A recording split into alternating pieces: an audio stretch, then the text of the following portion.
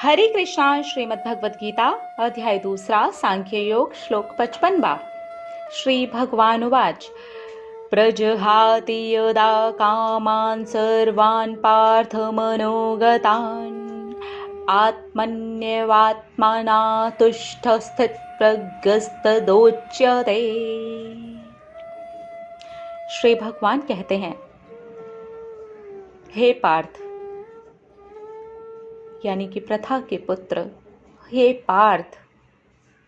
अर्जुन को बहुत ही प्यार से पुकारते हैं और श्री प्रभु कहते हैं, हे पार्थ, जो भी व्यक्ति अपनी सारी की सारी इच्छाओं को त्याग देता है, सारी इच्छाओं को त्याग देता है, जो भी उसके मन में उत्पन्न होती हैं, वो सारी इच्छाओं को जब वो पूरी तरह से त्याग देता है तो वो आत्मा की शुद्ध अवस्था को प्राप्त हो जाता है और वो निश्चय ही प्राप्त होता है।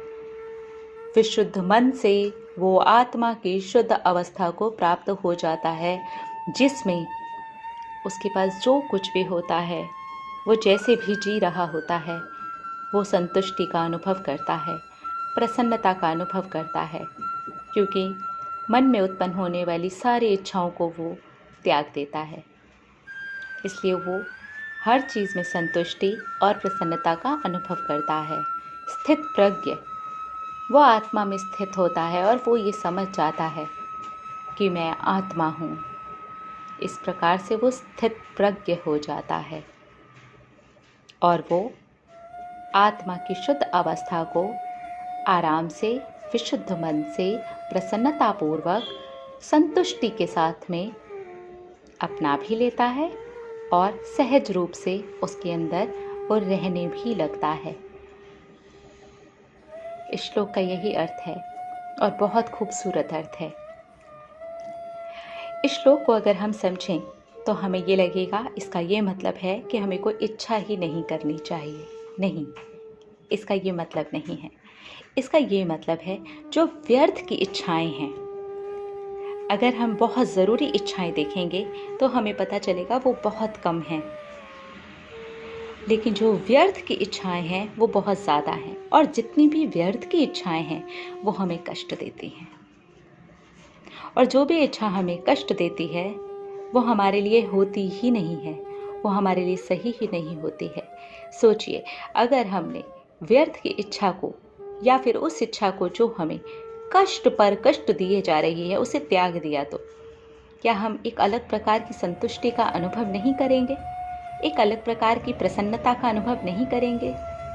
सिर्फ और सिर्फ व्यर्थ की इच्छाओं को त्याग देने से ही इतना हो जाएगा। जो इच्छाएं बहुत ज़रूरी हैं, जो इच्छाएं हमारे जीवन के लिए सही हैं, जो इच्छाएं हमें प्रसन्नता देती हैं, ये ध्यान देने योग्य बात है। जो इच्छाएं हमें प्रसन्नता देती हैं वो इच्छाएं कभी भी व्यर्थ की नहीं हो सकती हैं, क्योंकि हमें ये पता ही नहीं है कि हमारे लिए कौन सी इच्छाएं ज़रूरी हैं और कौन सी ज़रूरी नहीं हैं।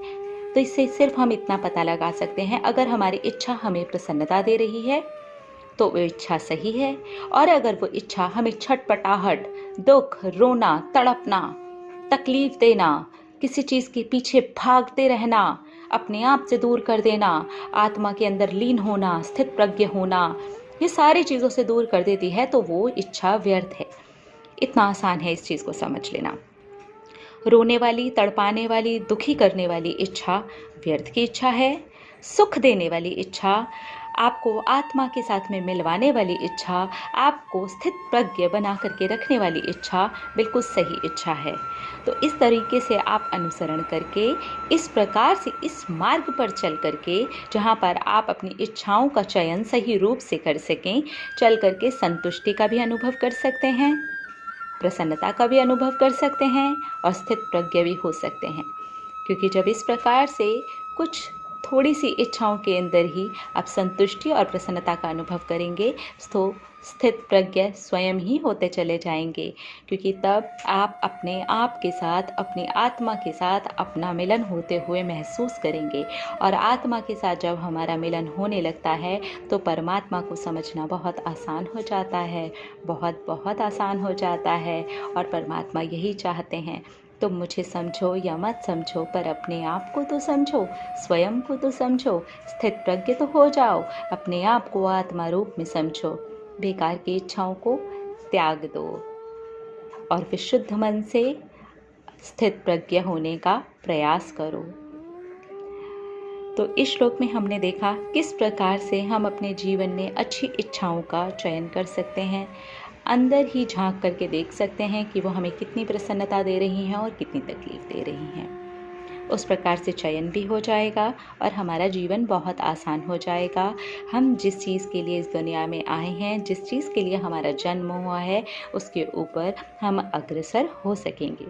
मिलेंगे अगले श्लोक में और देखेंगे हमारी श्रीमद् भगवत गीता हमें क्या शिक्षा दे रही है। हरे कृष्णा।